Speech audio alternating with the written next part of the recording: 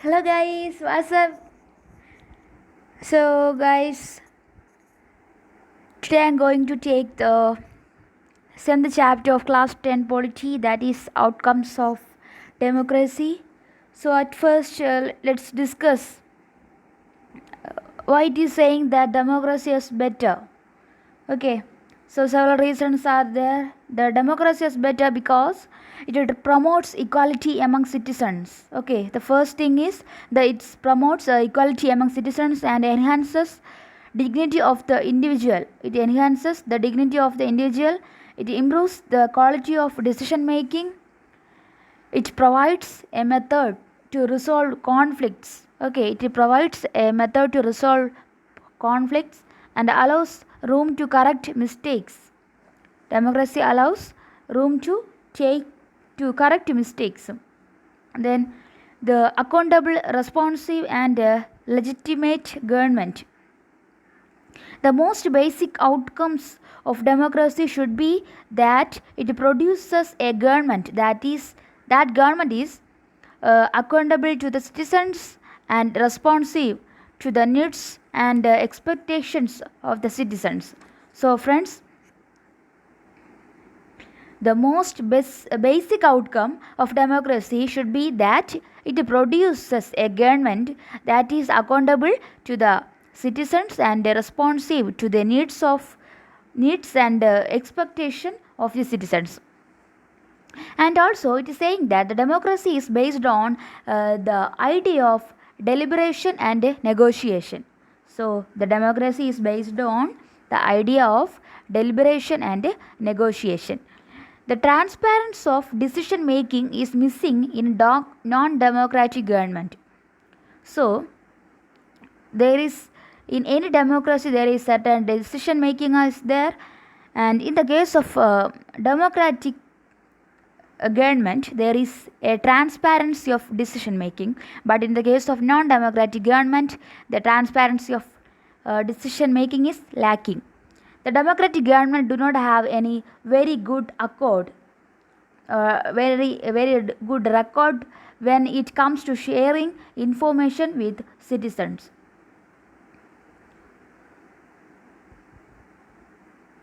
So in the case of sharing information with the citizens, democratic government sometimes some instability is there, and the democracies often frustrate the needs of the people and often ignore the demands of a majority of its population.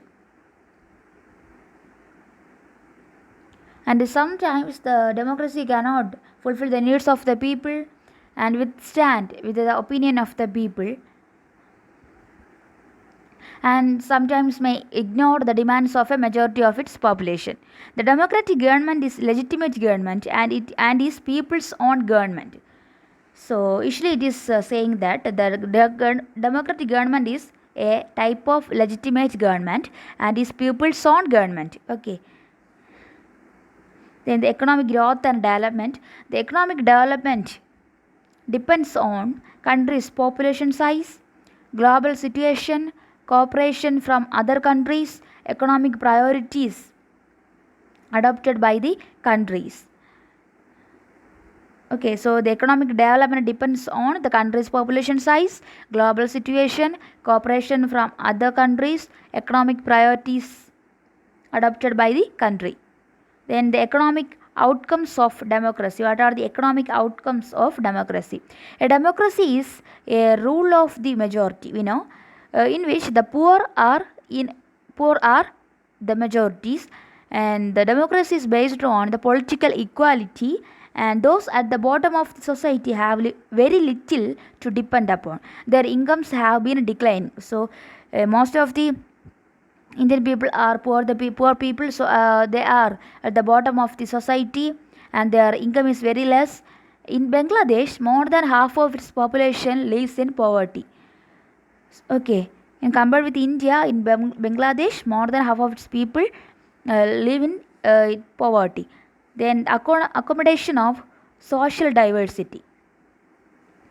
The ability to handle social differences, divisions, conflicts is thus a definite plus point of democratic regimes. So the democratic government have to handle the social differences, divisions, conflicts, etc. in a well manner. The democracy must fulfill two conditions. What are the two conditions must be fulfilled by democracy? The first condition is that democracy is not simply ruled by majority opinion. The majority always needs to work with the minority so that governments function to represent the general view. Majority and minority opinions are not permanent.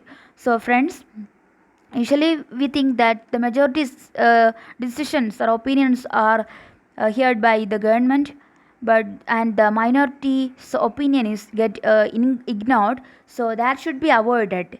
Instead we have to adopt a general idea of that majority and minority people. And then second is the democracy remains democracy only as long as every citizen has a chance of being in majority at some point of time. If someone is barred from being in majority on the basis of birth, then the democratic rule ceases to be accommodative for that person or group. So, in some of the majorities, there is some dominations is there, dominated leaders based on community is there, so that they are working on that particular point only, but not in a generalized view. So the political leaders or the representatives the government should work in a general manner so that all the people who get the resources and opportunities in a equal manner, so that every citizen will get a chance in participating the process of government. Then comes the dignity and freedom of the citizens. Every individual wants to receive respect from fellow beings. The passion for respect and freedom are the basis of democracy. So we well known about the self dignity, equality, the justice like that. So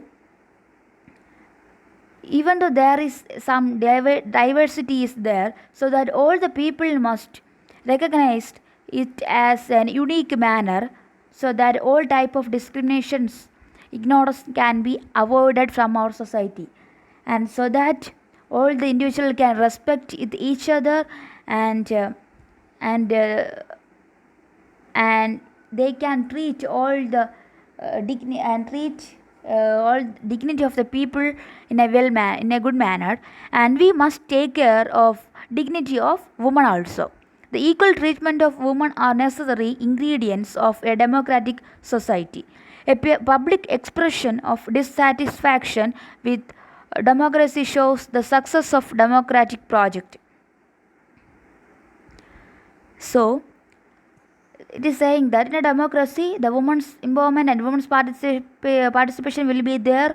Then only all-round development is possible, and the public must arise their dissatisfactions, arise the policies or ideas or opinions of government. Then only the democracy will become a successful. It transforms the people from the status of subject into that of a citizen. So when the people are actively involved in the process of government, the people become citizens. The people's vote makes a difference to the way the government is run and to their own self-interest. So through the elections, the people are raising their own views, their own wishes. That is, they are electing their own their own favorite representatives, so that the people are making their own choices based on their self-interest. So the citizens of our society has major role in this running of the government. So guys, it's our chapter. Thank you for kindly listening. Have a nice day.